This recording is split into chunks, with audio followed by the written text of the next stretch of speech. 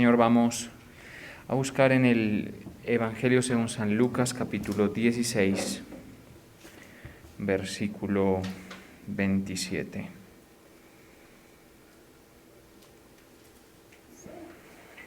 Lucas 16, 27 dice: Entonces le dijo: Te ruego, pues, Padre, que le envíes a la casa de mi padre, porque tengo 5 hermanos, para que testifique, a fin de que no vengan ellos también a este lugar de tormento.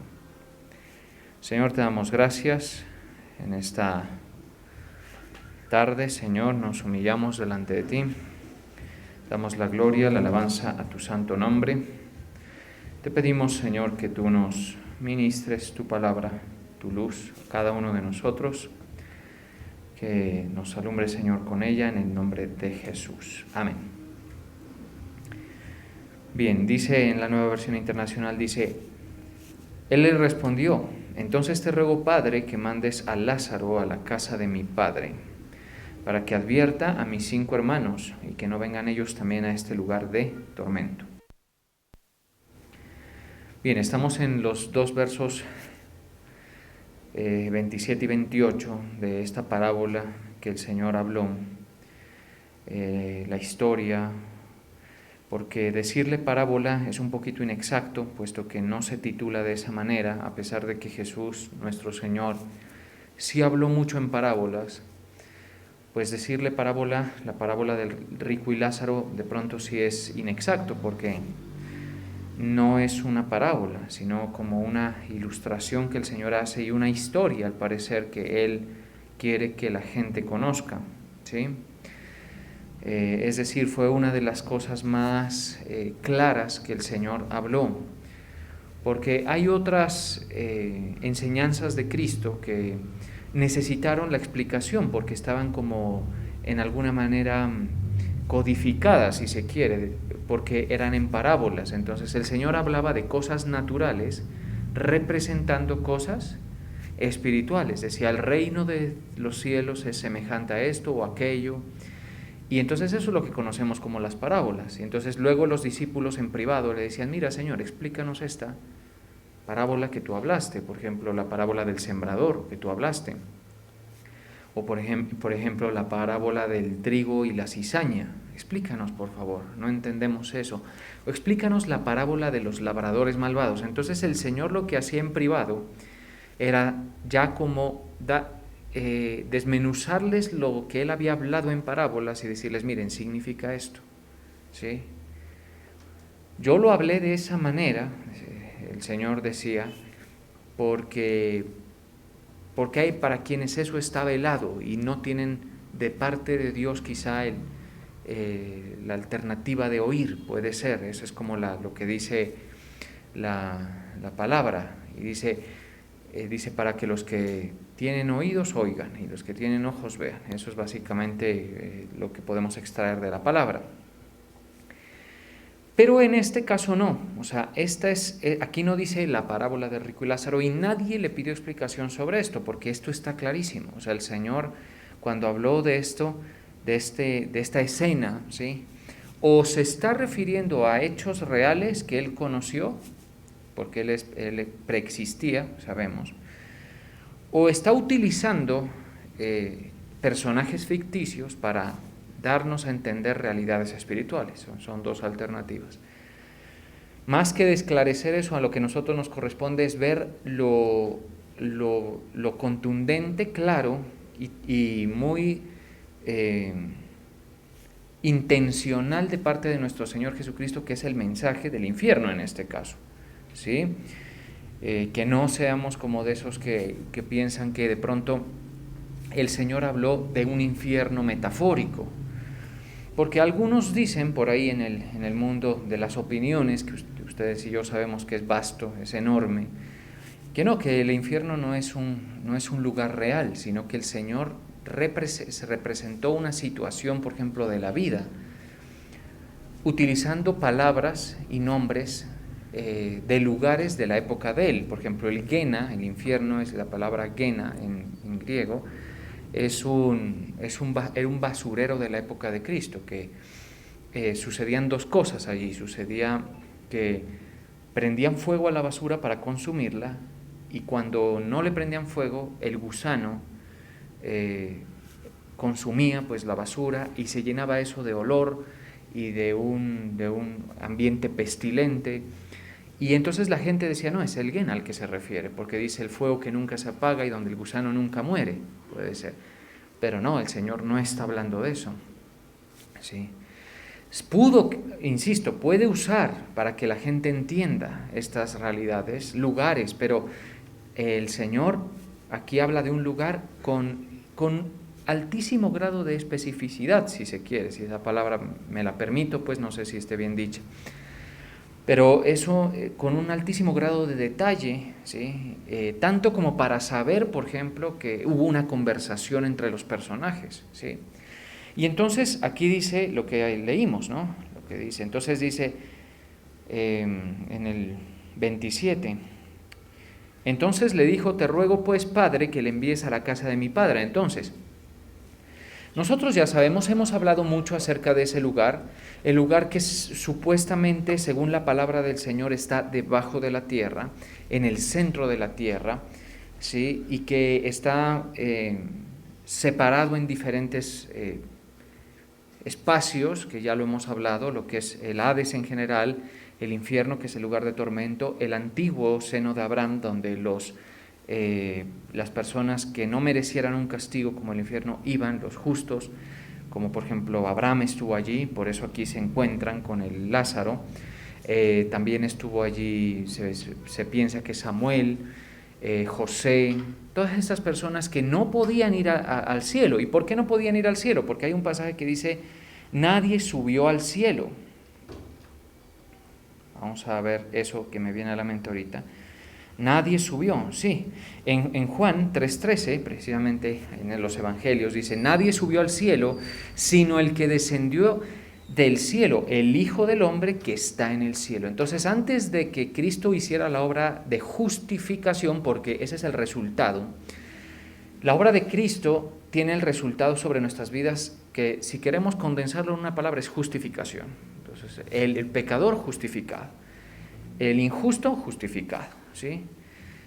Delante de él, Dios. Entonces, eso es lo que hizo. Después de que él hizo eso, ya comenzaron las almas a ir al cielo. Por eso el Señor Jesucristo les dijo, a donde yo voy, vosotros no me podéis seguir ahora, pero me seguirá después, ¿sí? Conceptos claros que yo sé que hemos redundado mucho, pero esto siempre es importante para nosotros reforzar. Antes no, antes entonces iban a este lugar que se llama el seno de Abraham, ¿sí? Que es un lugar de relativo reposo, podemos decir así, donde se espera que las cosas sean juzgadas, o donde se esperaba que las cosas sean juzgadas. Sin embargo, ahí ellos estaban cautivos. Ese es un detalle que uno va extrayendo también de la suma de la palabra. Quienes estaban allí no estaban en una condición de confort y también podemos decir de total privilegio, a pesar de que comparado con el infierno, donde una gota de agua es valorada por el rico, como usted lo puede ver allí,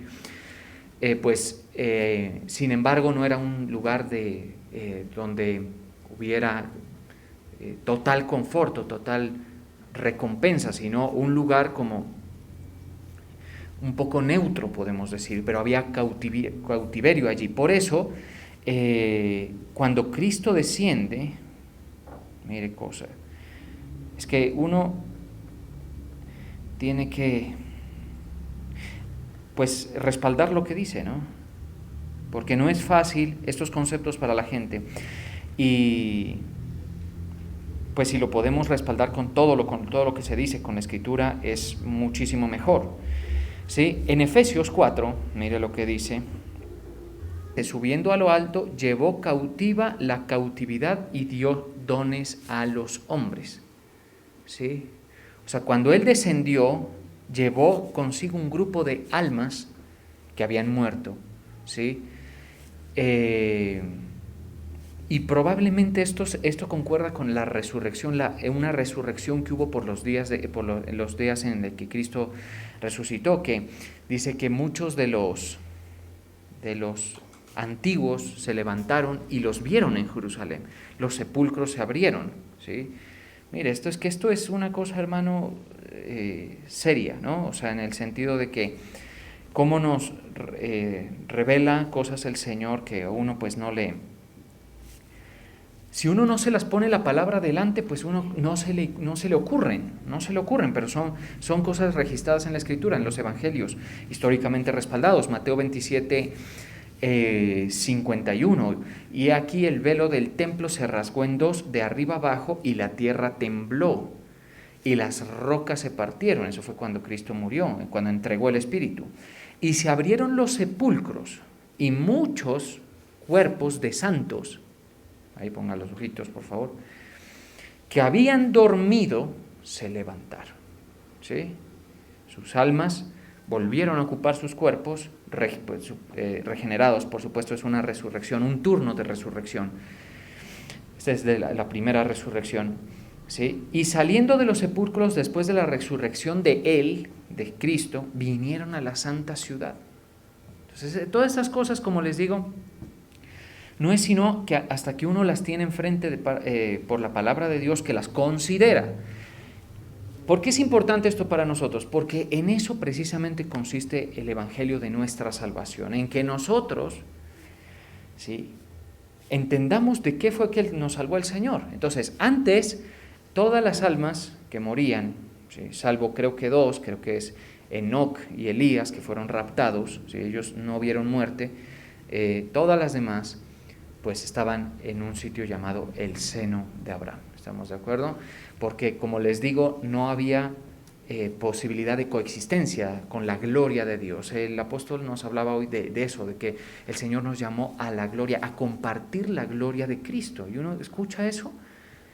Oiga, y pues como les digo, yo pienso que a todos nosotros nos va a quedar faltando espacio aquí para como poner todo en orden y como entenderlo. Realmente no te preocupes si te quedan vacíos. Lo importante es que creas que estos lugares son reales, que hay vida después de esta vida, y que hay conciencia después de esta vida, porque es importante eso. Porque cuando a mí me dice que el rico le dice al padre Abraham, entonces, Señor, si no me puedes dar agua, por favor, te pido que envíes a alguien para que le predique a los 5 hermanos que tengo, me está hablando de que recuerda, de que piensa en las personas y de que en medio de su tormento hay un espacio para la reflexión, ¿sí?, donde dice, no, yo no puedo, o sea, ¿cómo hago para que la gente que quiero, que amo, no venga acá? ¿Sí? Ellos le están pasando igual de bien que yo en la tierra, porque usted sabe que los ricos, pues seamos honestos, pues la pasan muy bien en la tierra, ¿sí?, con el poder adquisitivo que llaman. Con eso, pues una persona se divierte, soluciona, se entretiene de una forma muy diferente a la que nosotros los rasos hacemos, ¿sí?, de una forma muy diferente. Entonces, pero el rico piensa, o sea, yo trato de decir que aún mis explicaciones, que son por supuesto basadas en la Escritura, pueden tener asomos de error, ni más faltaba, ¿sí? Y usted va a encontrar que todos los lugares donde se exhiben estas cosas hay posibilidades de error, hay posibilidades de que en nuestra interpretación algo de error vayamos nosotros cometiendo, pero que no sea en lo esencial, que no se nos ocurra, por ejemplo, cosas como las que se le ocurrieron a la iglesia tradicional, a la iglesia católica, ¿sí?, cosas como, por ejemplo, que hay un purgatorio. Eso ¿de dónde? Ni siquiera de los libros apócrifos sale eso. Yo he leído los libros apócrifos y ni de ellos sale eso, ¿sí?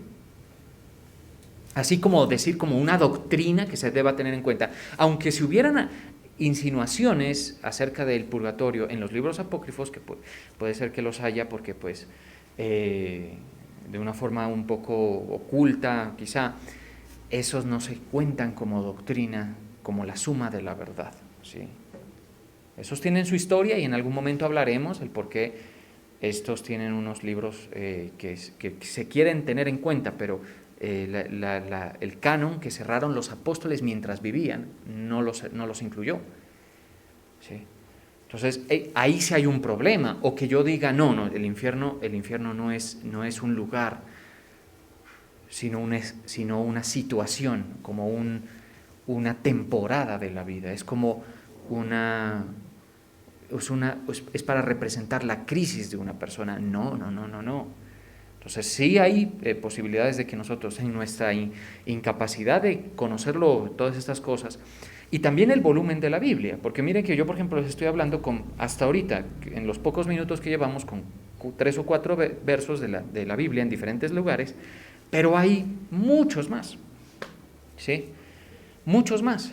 Lo importante, insisto, es que tú creas lo que necesitas creer para que te salves tú y haya en ti algo que el Señor me puso en el corazón cuando repasé esto, y es que hay en ti el sentido de urgencia por las almas que tiene el rico, porque el rico en el infierno tiene algo que nosotros acá no tenemos, sentido de urgencia, es decir, que les digan, que les hablen de este lugar. ¿Eso hay en nosotros? Puede ser que lo hayamos creído, porque para ser creyente de Jesucristo hay que creer en el infierno. Y tú me dirás, ¿y por qué? Porque eso es precisamente de lo que te va a salvar el Señor, y por supuesto del lago que arde con fuego y azufre, que lo estuvimos viendo hace poco, ahí está en el canal si pronto alguien lo quiera revisar. No se deje meter el cuentazo que yo soy cristiano, no creo en el infierno, no creo en el cielo, y así se van, no creen en las lenguas, no creen en el mover del espíritu, no creen en los dones, no creen en el principio de autoridad, no creen en nada, ¿sí? O sea, ellos son selectivos con lo que creen. Qué peligroso es eso, ¿sí? Entonces no se trata de ser que nosotros identifiquemos y sepamos con altísimo grado de minuciosidad todos estos. Yo creo que estamos avanzando, el Señor sí nos ha llevado a comprender esto. A mí me tomó tiempo esto, pero todavía hay mucho que comprender, ¿sí? Pero lo cierto es, mis hermanos, que el Señor quiere que en nosotros haya esto que hay en el rico. Porque ellos, o sea, de la dimensión de los muertos a la dimensión de los vivos, no se puede cruzar. No se puede cruzar. Solamente quien la autoridad de Dios lo autoriza y lo ordena, ¿sí? Ejemplo, Lázaro. Lázaro, ven fuera, le dijo el Señor, ¿cierto? Lázaro, el alma de Lázaro escuchó. Probablemente estaba en el seno de Abraham. Y seguramente le dijo, es que alguien me llama. Y, mejor dicho, eso fue rápido, porque si no se le salían todos al Señor. Probablemente, ¿no?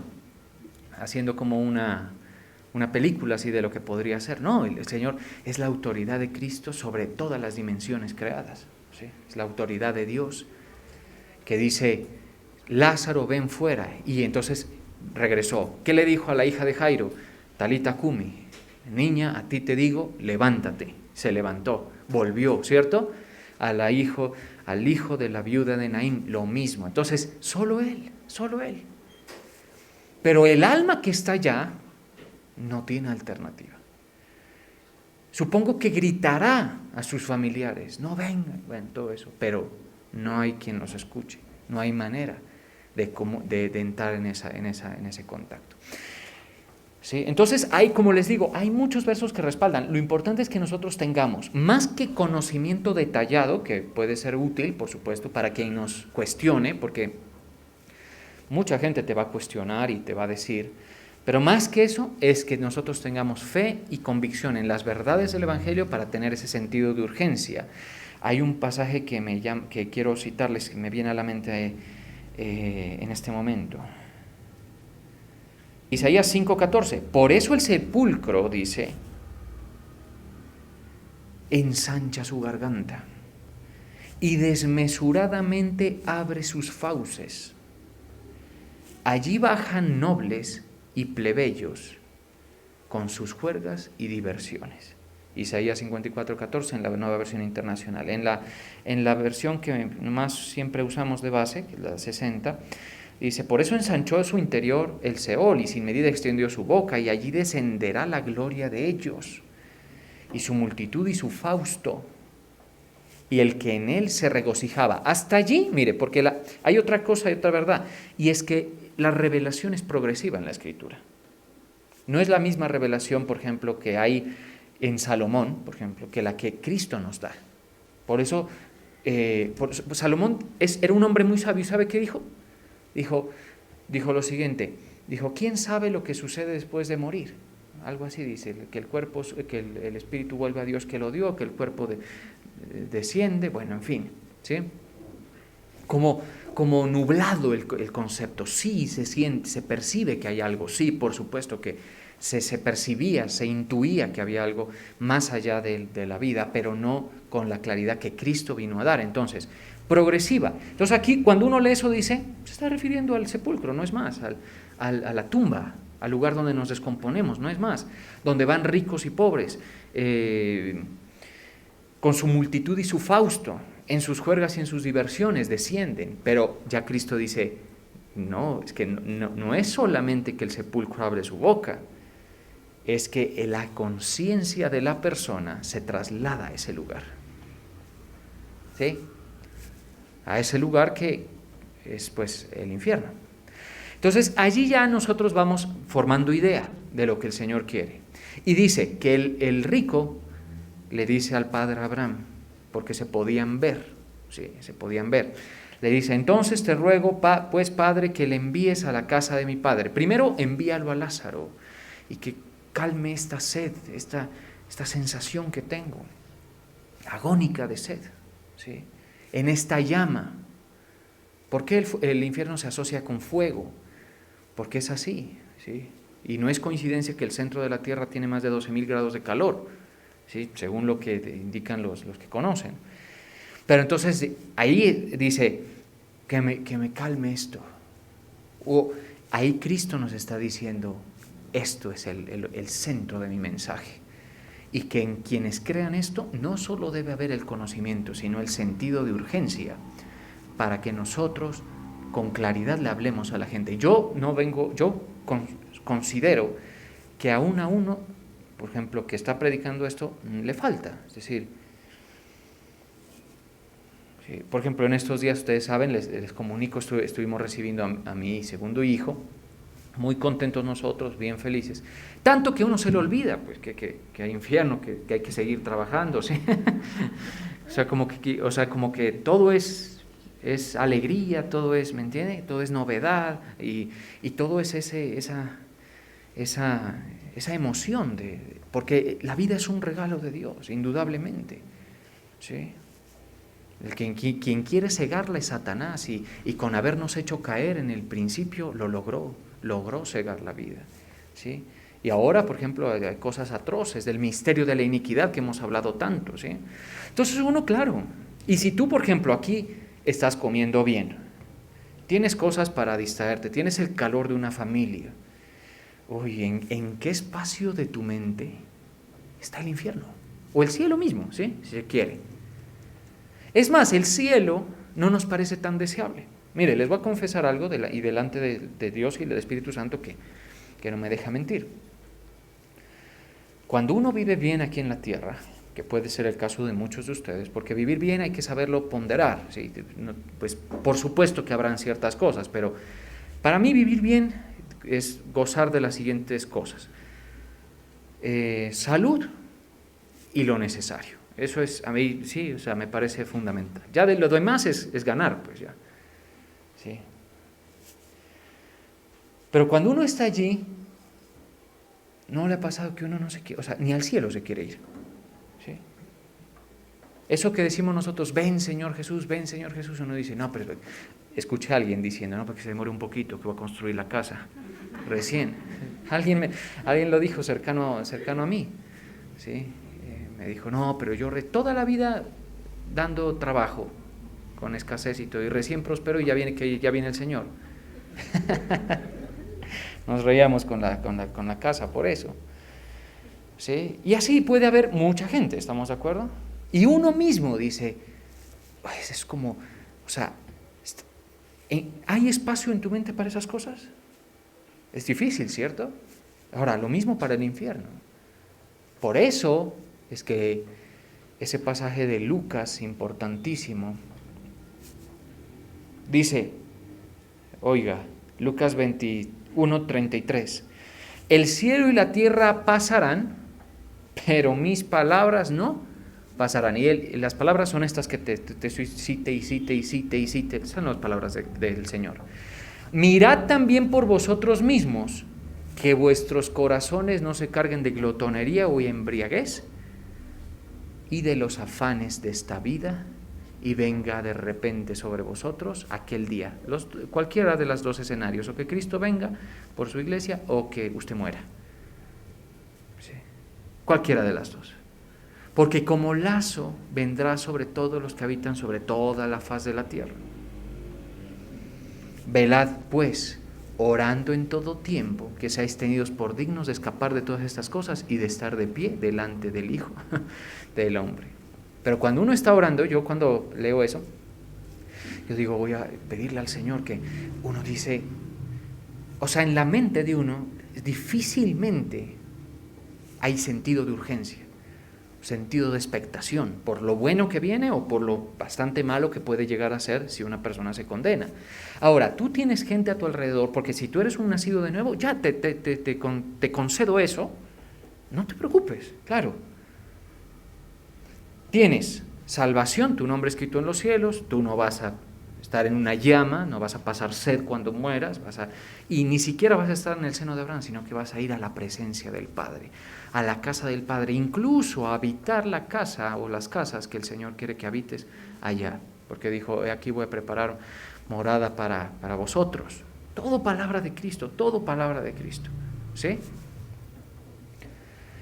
Pero hay gente a tu alrededor que no, que está descendiendo al Seol, condenados y eternamente. ¿Sí? Y si el rico pensaba y decía, mándalo a Lázaro, no me mandes a mí, porque ya él entendió, de aquí yo no salgo, ¿sí? Manda a Lázaro que les habla a mis 5 hermanos. ¿Sí? Si él reflexionaba de esa manera, significa que recuerdos, conciencia, todo. Los nombres de sus hermanos, qué estaban haciendo sus hermanos, todo estaba allí. Como les digo, esto es algo que nos pone a pensar la Escritura. Ahora, ¿qué pasará con un condenado? ¿Sí? Que se abre los ojos y se ven tormentos. Y recuerda que hubo alguien que, o sabe, este tenía la solución para mí, nunca me la dijo. Nunca me la dijo. ¿Sí? Ahí puede pasar lo siguiente, y es que el Señor le diga, sí te la dijo y no le creíste. Nunca creíste, nunca hubo espacio en tu corazón afanado, persiguiendo los objetivos, entretenido tu corazón. Nunca hubo espacio para considerar esto. ¿Sí?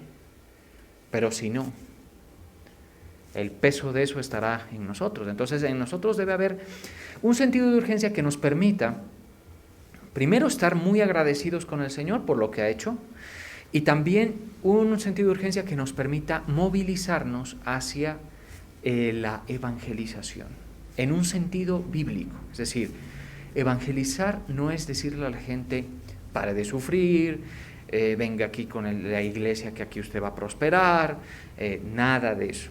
Eso no es el centro gravitacional del Evangelio, sino lo que les estoy hablando aquí. ¿Sí? Muchos no te creerán, por supuesto. Es más, muchos de los que están aquí puede que no estén creyendo lo que yo estoy diciendo.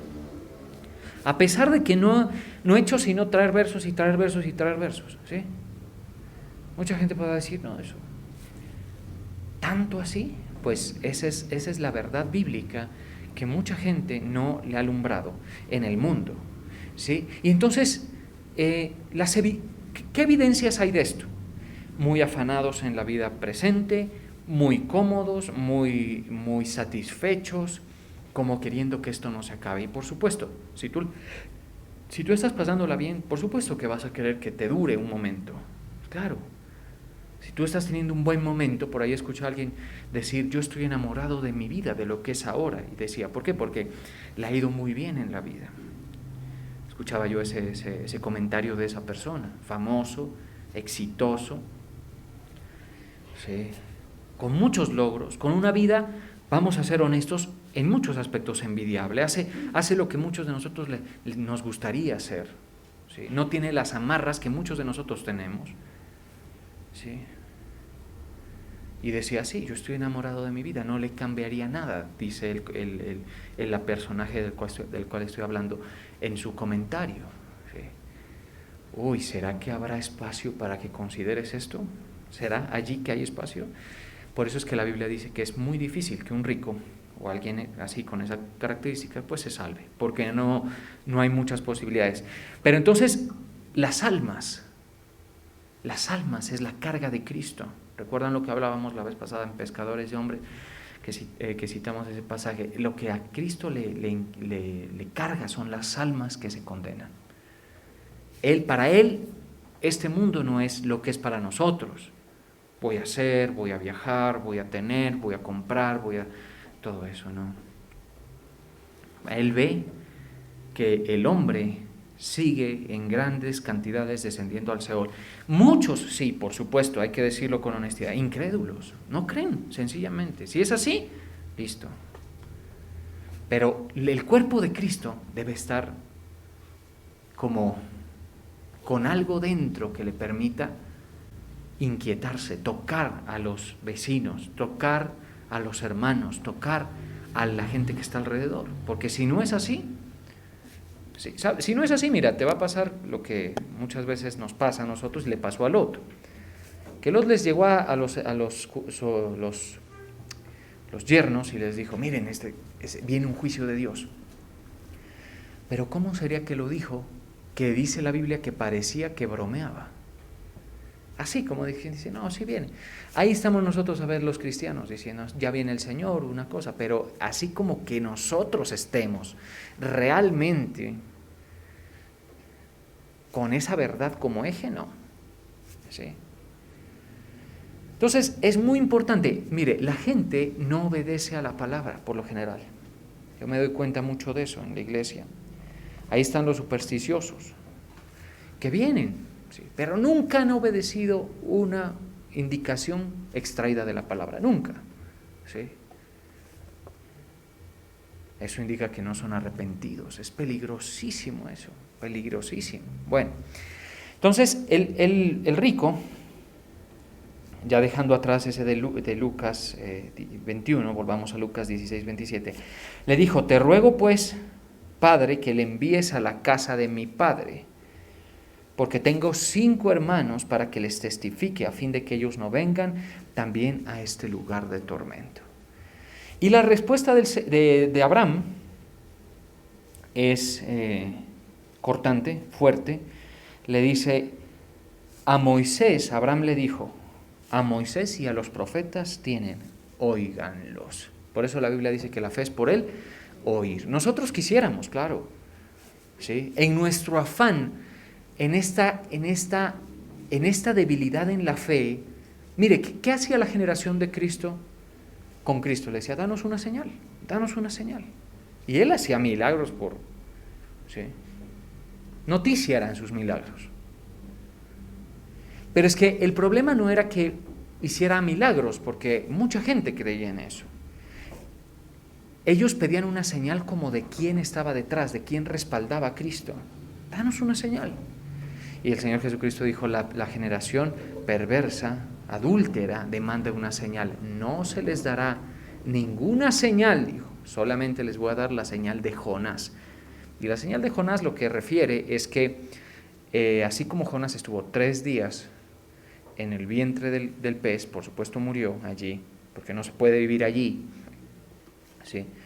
Y luego salió, así mismo Cristo estuvo 3 días en el centro de la tierra, ¿sí? Y luego salió a la resurrección. Por eso, mire, qué cosas, que la Escritura es tremenda. Por eso cuando el primer grupo, el segundo grupo de personas se encuentra con Jesús, quieren tocarlo, ¿cierto? Y él dice, no me toques, espérame, que todavía no he subido a mi Padre. Todavía no he subido a mi Padre. O sea que Cristo estuvo 3 días abajo y cuando subió se manifestó aquí en la tierra y todavía no había subido a él. Y por alguna razón dijo, no me toquen. Bueno, eso puede ser otro tema. Pero lo cierto es que la gente quería tocarlo y el Señor dijo, no, no he subido. Esa sola señal, esa sola señal. Entonces nosotros debemos aprender, y esto también para que ustedes vean el comportamiento de la gente afuera. Nosotros no vamos a condicionar, nosotros no vamos a poner las condiciones en las que la verdad nos es hablada. Aquel mensaje que pueda hacerte escapar de esta situación, a ti y a la gente que está cerca de ti, que tú debes pregonarles de dos maneras. ¿Cómo les pregona usted el evangelio a la gente que le rodea? Primero, enterándose, por supuesto, creyendo estas cosas. Usted ya creyó estas cosas, ¿cierto? Y dos, con testimonio. Porque cuando tú te enteras y les hablas, está bien.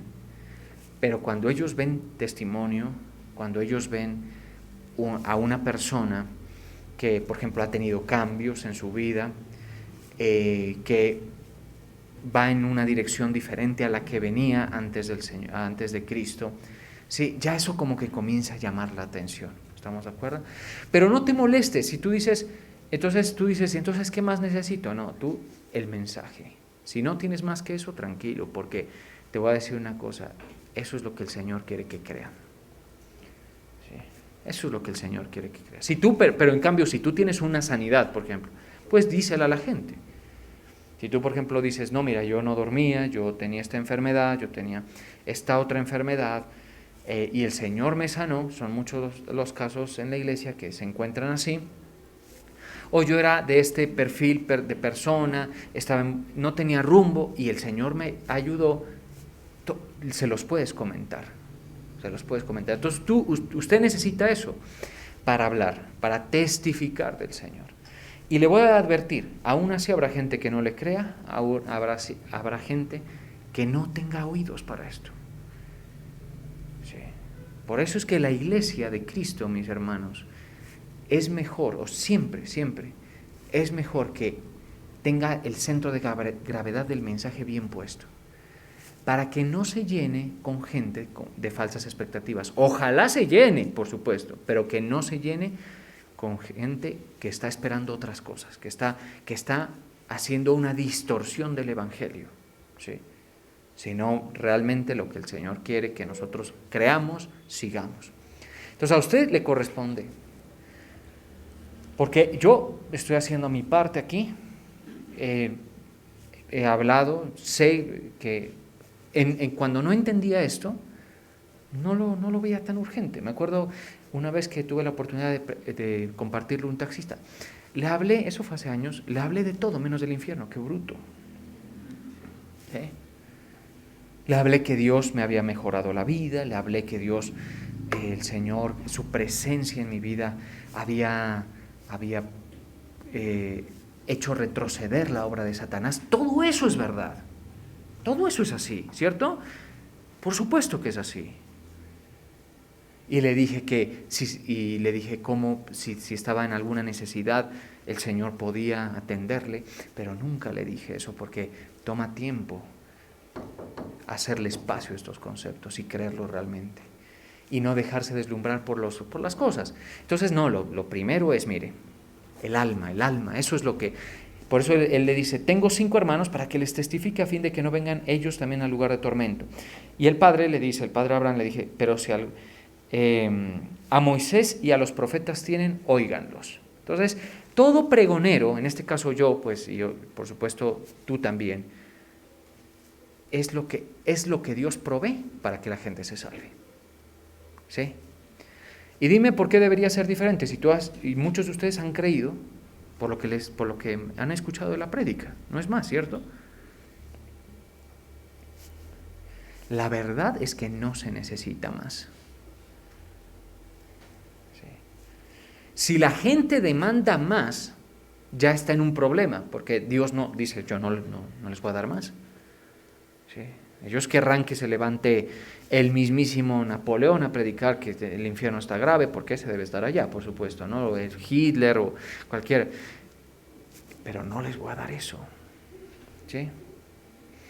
Y el rico le dice lo siguiente, no, padre Abraham.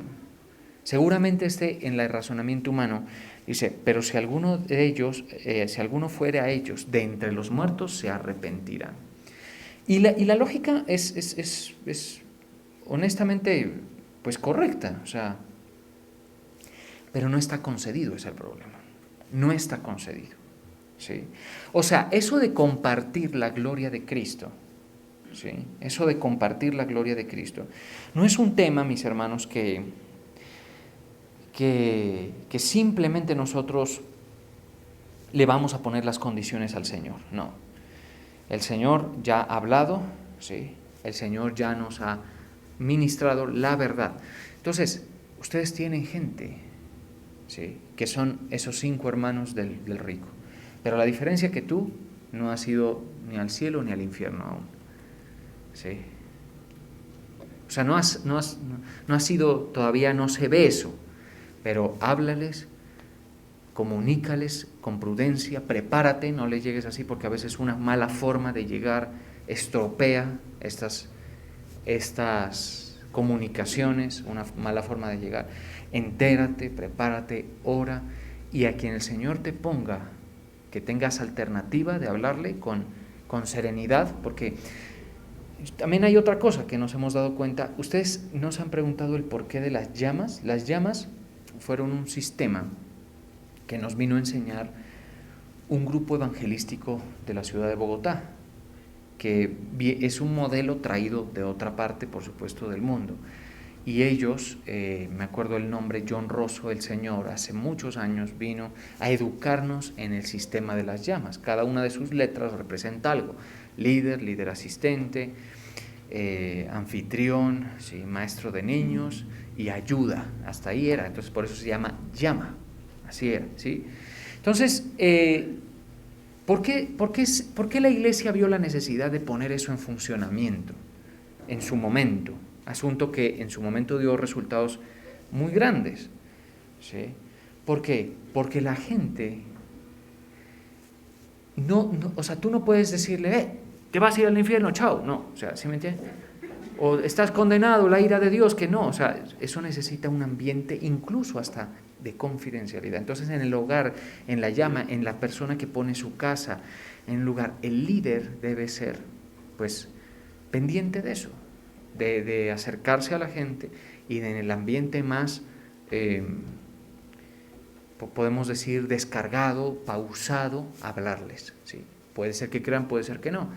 Por eso nosotros siempre debemos enfocarnos en eso, en la predicación. Ahora, aquí la Iglesia toca otros temas, ¿sí?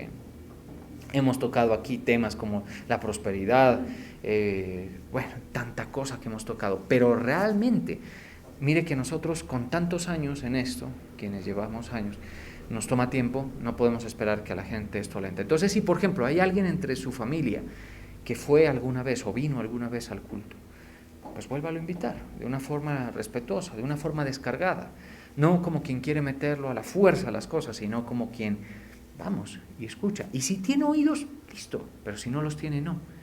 ¿Sí? Ese es el asunto, mis hermanos. Para que cuando el Señor a nosotros nos reciba en su presencia, pues nos diga, bien, o sea, había esa carga por las almas en ti. Tú sí les hablaste. Sí. Eso me agrada, eso le gusta al Señor, porque Él es el que más, Él realmente es a quien le duele el mundo en su curso de perdición que lleva, a Él es el que le duele.